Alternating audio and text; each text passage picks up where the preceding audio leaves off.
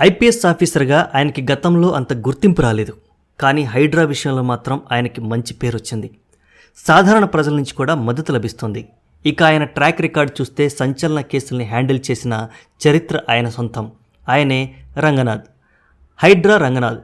ఇప్పుడు ఈ పేరు 2 తెలుగు రాష్ట్రాల్లో వైరల్గా మారింది. తెలంగాణలో అధికారం చేపట్టిన కాంగ్రెస్ సర్కార్ భూ అక్రమాలపై ఫోకస్ పెట్టింది. చెరువులు, ప్రభుత్వ స్థలాలు ఆక్రమించి నిర్మాణాలు చేపట్టిన వారిపై ఉక్కుపాదం మోపేందుకు ప్రత్యేకంగా హైడ్రాని తీసుకొచ్చింది.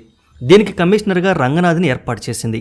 ఈరోజు మాదాపూర్లో నాగార్జునకు చెందినటువంటి కన్వెన్షన్ కూల్చివేయడంతో హైడ్రా రంగనాథ్ పేరు ఇప్పుడు మారు మోగిపోతుంది. అసలు ఎవరి రంగనాథ్? ఈయన బ్యాక్గ్రౌండ్ ఏంటి? ఎక్కడి నుండి వచ్చాడు?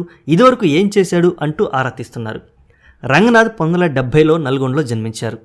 1996లో డిఎస్పీగా ఎంపికైన రంగనాథ్కి తొలుత గ్రేహౌండ్స్ అసాల్ట్ కమాండర్గా పోస్టింగ్ వచ్చింది.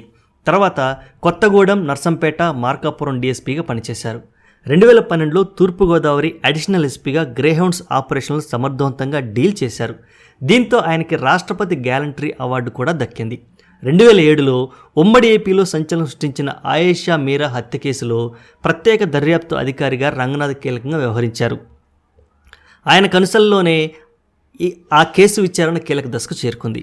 అదేవిధంగా తెలంగాణలోని నల్గొండలో అమృత ప్రణయ్ కేసులో నిందితుడు మారుతీరావును అరెస్ట్ చేశారు. ఆ కేసులో విచారణలో రంగనాథ్ చాలా కీలకంగా వ్యవహరించారు. అలాగే వరంగల్ మెడికల్ విద్యార్థిని ప్రీతి ఆత్మహత్య కేసును కూడా ఈయనే డీల్ చేసి నిందితుడిని అదుపులో తీసుకున్నారు. ఆయన సమర్థత తెలిసిన రేవంత్ రెడ్డి హైడ్రా బాధ్యతలు ఆయనకు అప్పగించారు. ఇక అప్పటి నుండి జీహెచ్ఎంసీ పరిధిలో అక్రమాలకి యముళ్లా తయారయ్యాడు. సినిమాటిక్ స్టైల్లో చెప్పాలంటే నేనొక్కసారి కమిట్ అయితే నా మాట నేనే వినను అనే రేంజ్లో దూకుడు చూపిస్తున్నాడు.